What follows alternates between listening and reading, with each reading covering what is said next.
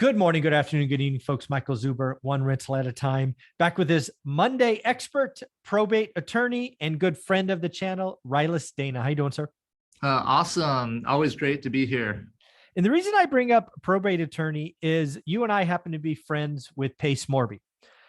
We were lucky enough on this channel to have Pace on yesterday for about 90 minutes of content, which we were truly lucky to have.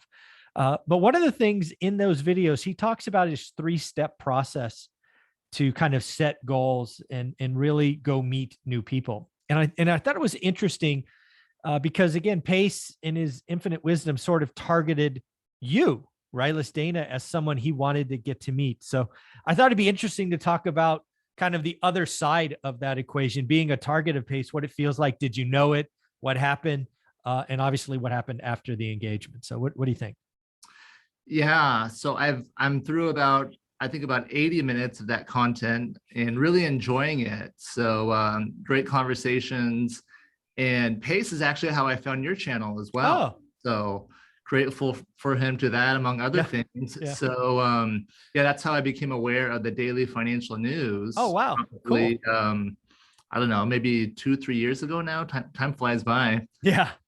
Yeah. How many episodes are you in now? Like over 1,000? Yeah, we've done the daily financial news over 1,000 days in a row, never missing a day. So yeah, it's funny how all this is for full circle. I did not know that you found me through Pace. That's pretty cool.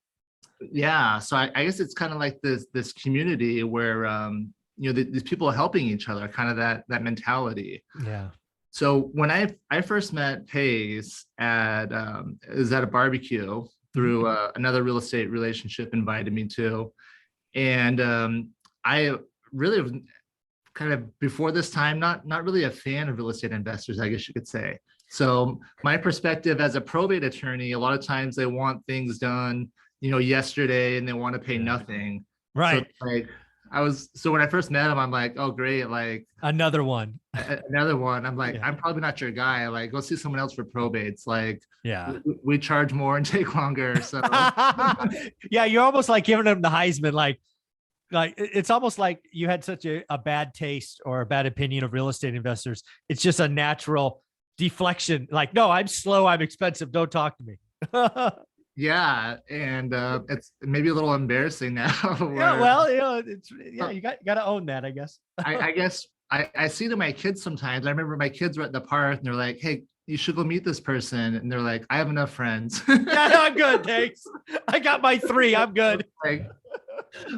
But anyway, so that was how it started off. Like, okay. Hey, what other investor? But we actually chatted a little bit. And what was different about him from the beginning is he said, how can I help you? What do you need help with?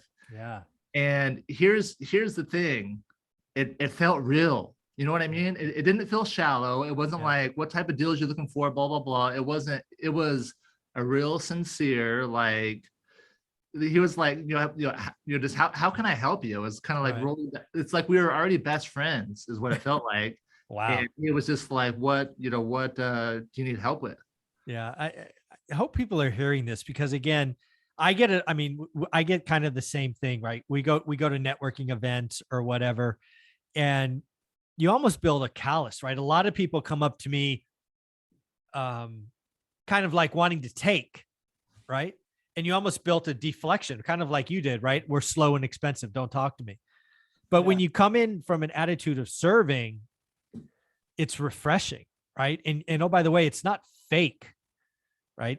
I'm sure he genuinely meant it. That stuff stands out. Yeah. So here's how I could tell. There was definitely follow through. So where we, what I said back then is, I was wanting to build my business and scale is what I was looking for help with. Right. And at that time, I had like an operator. I had what do they call it? I had like a Cody to his Pace. I had my integrator. Yes. In my business at that time. So he reached out to her and actually helped create a podcast. Because again, he read me, he knew that I was busy, right? Like, like leave this guy alone. I got to kind of earn my way in, like the formula he gave in that video. Yeah. He had to provide value. So he sponsored a podcast. So we got together for lunch, Okay. and then he's like, you should do a podcast. And then he's like, yeah, he's like, I'll sponsor the whole thing in the studio, to show up here this day, and boom. Mm. Wow. So yeah, so I get stuff in the mail all the time. I meet people, all the real estate investors, everyone wants my deals. Right. He was, proactively, looking for ways to help me. Yeah. And I remember one of our very first episodes we did together, we actually told investors, if you want to get in touch, you want to have a probate attorney be your friend, bring them business. Right. In this case, sponsor the podcast, and something you probably always wanted to do, but just never got around to, right? It was below the line.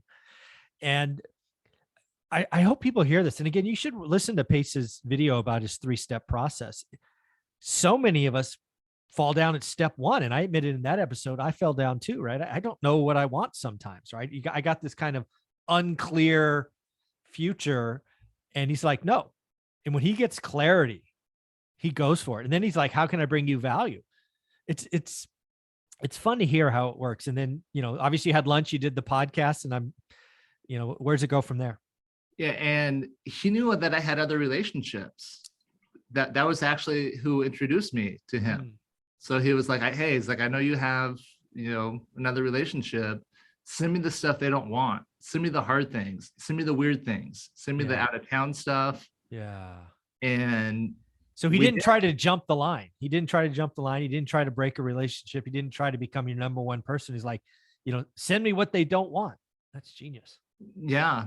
And he earned his way in that way. So again, I'm still like, all right, this guy seems a little different, but now let's test him. But yeah, exactly. Because a lot of people, they show up, they say all the right things, and then maybe they help one person, and then they're gone, right? Then you call them again, and that was, they're done.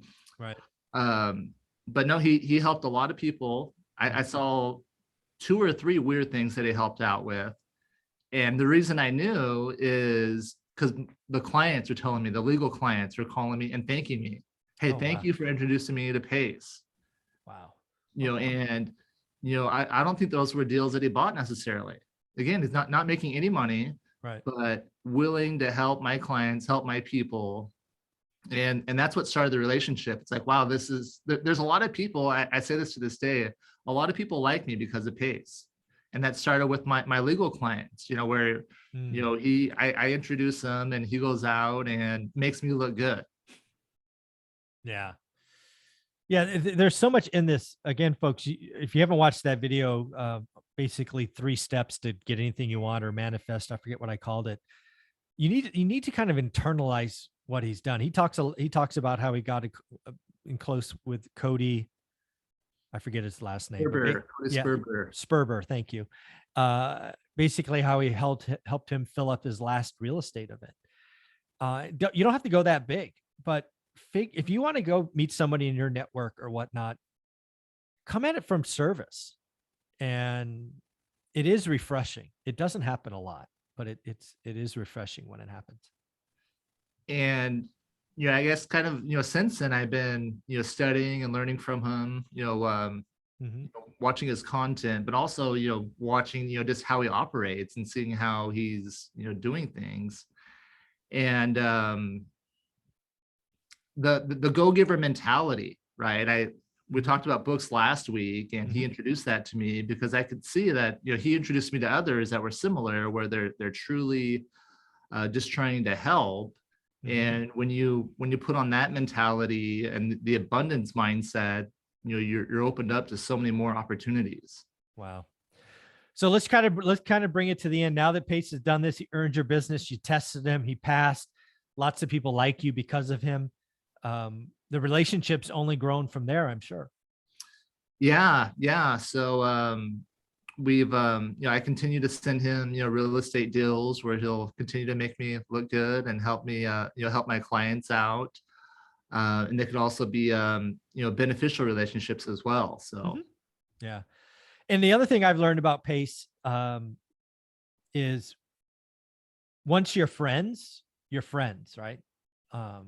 It's not like he got what he wanted from you and he's gone, right? You're in the network. He's going to, you're in the network. You could call him right now, and if he's not busy, he'd pick up. He's not going to send you to voicemail, right? It's Yeah, yeah. So it's it's a great example of how to treat people, and just how I've seen it. I've had I met Jamil through him, doing some content, and it's cool just being around people like that are in the mentality of helping people. It's that's always what it's about. Like, here's a good strategy. Let me tell you exactly how it works, instead of holding information and give without expectations. It's pretty cool.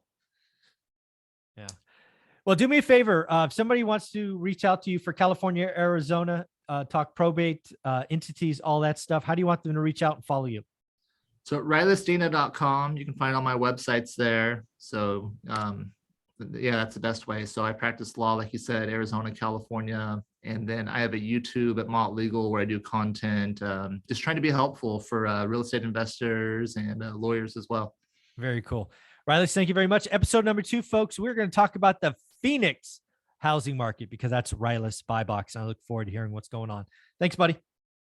Thanks.